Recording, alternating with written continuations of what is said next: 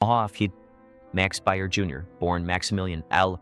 Delbert Baer Jr. on December 4th, 1937 in Oakland, California, was destined to live in the shadow of greatness. Growing up as the son of Max Baer Sr., the legendary heavyweight boxing champion of 1934, Max was exposed to fame, power, and a larger-than-life personality from an early age.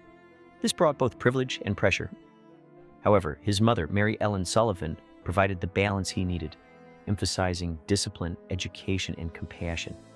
Max's childhood was a blend of public scrutiny and the constant expectation of living up to his father's legacy, which, in turn, shaped his desire to forge his own path, not just as the son of a famous man, but as someone who would carve his own unique legacy in the world. Early athleticism and academic balance. Max Baer Jr.'s early life reflected a mix of athletic excellence and academic ambition. As a student at Christian Brothers High School in Sacramento, he excelled in multiple sports, earning letters in 4 different disciplines while simultaneously winning the Sacramento Open Junior Golf Tournament twice. These early athletic successes set the stage for a future defined by versatility and balance, an ethos he would carry with him into adulthood. He later attended Santa Clara University, where he earned a degree in business administration, alongside a minor in philosophy. This blend of athletics, business acumen, and philosophical thinking would later guide him in his transition from actor to producer, director, and businessman, with the understanding that life was not just about following one singular path, but about embracing multiple opportunities. The early days in entertainment. Max Baer Jr.'s career in entertainment began with humble yet significant beginnings. His first taste of performance came in 1949, when he made his stage debut in England at the Blackpool Pavilion in Goldilocks and the Three Bears. This experience, though seemingly small at the time, would serve as the foundation for his later career in television and film. By the early 1960s, Baer was signed to Warner Brothers and quickly became a familiar face on television, appearing in a string of popular series such as Maverick, Surfside 6 Chain, and 77 Sunset Strip. These roles provided Baer with invaluable experience in the fast-paced world of TV production, which was at its height during the golden age of television, teaching him the discipline and efficiency required in the industry. Becoming Jethro Bodine, a defining role, Max Baer Jr. is perhaps most well known for his portrayal of Jethro Bodine on the beloved TV show The Beverly Hillbillies, which aired from 1962 to 1971. As the naive and lovable cousin of the Clampett family, Jethro became an iconic character, and Baer's performance endeared him to audiences across America.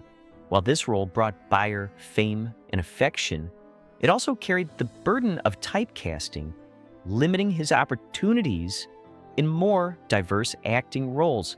Despite the success of the show, Baer was aware that staying too closely associated with Jethro could confine him to a specific type of character. However, he didn't let this stop him.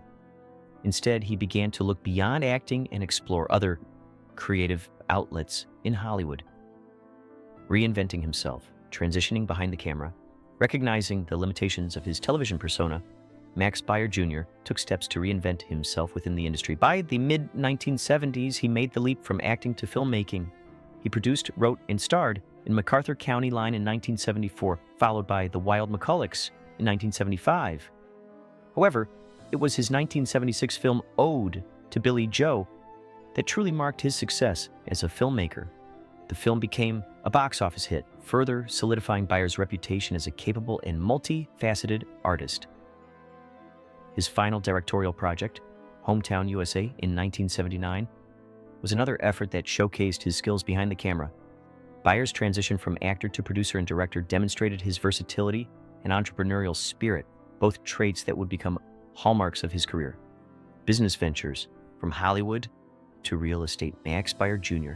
was not just a creative talent, he also had an eye for business.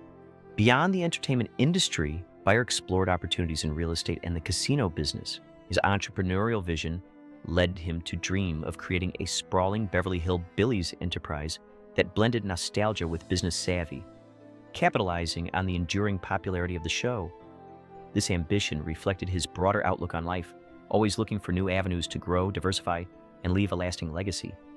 His work in business was characterized by a keen understanding of market trends and an ability to capitalize on emerging opportunities, allowing him to thrive outside the realm of Hollywood while continuing to celebrate the iconic role that made him famous. The personal life, relationships under the spotlight. While Max Baer Jr.'s career was often under the public eye, his personal life remained largely private. He married Joanne Kathleen Hill in 1966, but their marriage ended in divorce in 1971 due to the pressures of fame. In the years that followed, Baer had several high-profile relationships, one of the most notable being with actress Victoria Principal.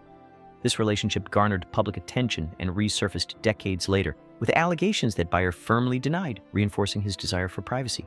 As Baer grew older, he made a conscious decision to keep his personal life out of the spotlight, focusing instead on the friendships and legacies that had shaped his journey. His preference for privacy became a defining trait as he sought to shield his personal experiences from the public's scrutiny. Reflecting on Irene Ryan, a tough but caring mentor, as Max Baer Jr.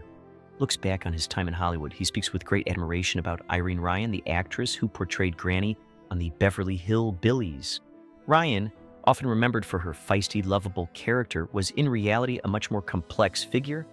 Baer admits that, as a young actor, he was initially intimidated by Ryan's sharp, demanding nature. A seasoned veteran of vaudeville, radio, and film, Ryan had little tolerance for laziness, demanding excellence from herself and everyone around her. Baer recalls that she taught him the meaning of professionalism and the importance of preparation.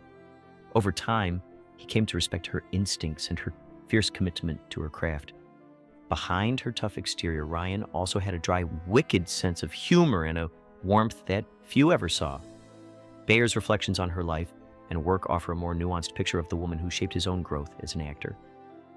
The influence of Buddy Ebsen, Max Baer Jr., also reflects fondly on his friendship with Buddy Ebsen, who played Jed Clampett on the Beverly Hillbillies.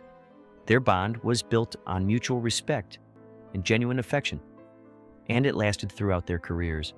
Baer recalls the deep sense of camaraderie they shared, both on and off the set. The friendship between Baer and Ebsen was one of mutual support, with Ebsen offering guidance to Baer, helping him navigate the pressures of Hollywood life. Baer was by Ebsen's side in the final days of the actor's life, visiting him in the hospital shortly before his death in 2003. The loss of Ebsen, along with the death of Donna Douglas in 2015, left Baer as the last surviving regular cast member of the Beverly Hillbillies, a position he takes with both pride and solemnity. Lasting legacy, Max Baer Jr. as a living bridge. Max Baer Jr. stands as a living bridge to a bygone era of television. As the last surviving regular cast member of the Beverly Hillbillies, Baer carries with him a legacy of friendships, laughter, and the warmth that defined the show. His reflections on the people who shaped him, especially Irene Ryan, Buddy Ebsen, and Donna Douglas, offer an intimate look at the real relationships behind the camera.